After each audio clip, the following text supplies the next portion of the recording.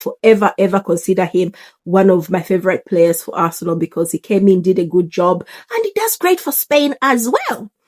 Ethan Nwaneri, for me, he plays, he's played in that role where helping out on Saka's side, number 7. But I think that guy really needs to be playing in that position where Odegaard is. And that is where I think his frustration is going to come in.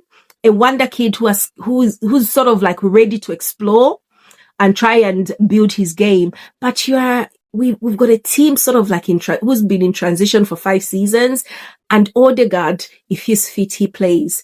And I always feel like Nwaneri does not have that strength yet to drive play himself. He can make good plays on the wing, but where you're in the center, with those days was Partey. I think you had Partey. He's played, I think 1 or 2 games with Saka in there as well. I haven't seen anything where I'm safe to have him in midfield and he's going to make the right decisions or the right passes, but he will score great goals because he is extremely super talented. Kai Havertz, when he came, I was like, please, another Chelsea reject. You know what I mean? He's another Chelsea reject. But he sort of like redeemed himself. He felt the love because there were a lot of Arsenal fans who did not like him. I was like 50-50. I was thinking, this Arteta, what are you doing? But he redeemed himself. His players, his fellow players really love him because he works very hard.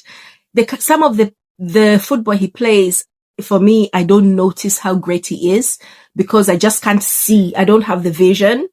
Maybe if I watch the games live, I think it will make a difference. I could see all his runs and some of the positions it takes to improve the side. But because obviously, I'm not watching it live most of the time. I'm watching it on telly. I never really saw his value completely. And of course, he would score some goals. He was missing for the majority of last season due to injury, but he's come back and he's looking buff and he's looking big. And I don't know what he's sort of, going to do, but people are thinking that him and Gyökeres will be the one who'll be doing the runs, and Kai Havertz will be more like the static forward where he's just creating confusion and making things happen. Sort of like the way Emil Heskey, if you remember those days, used to link up with Michael Owen. Not that Gyökeres is a Michael Owen kind of player, but just having that kind of relationship where, both of you are on the pitch and you're bouncing off each other. Cause Kai Havertz can link very well if he's sort of like in a position in the, like just behind the strikers, the center forward. And I think that is very much possible. Gabriel Jesus, I always remember a conversation he had where he says, oh yeah, I'm a striker, but I'm not a goal scoring striker.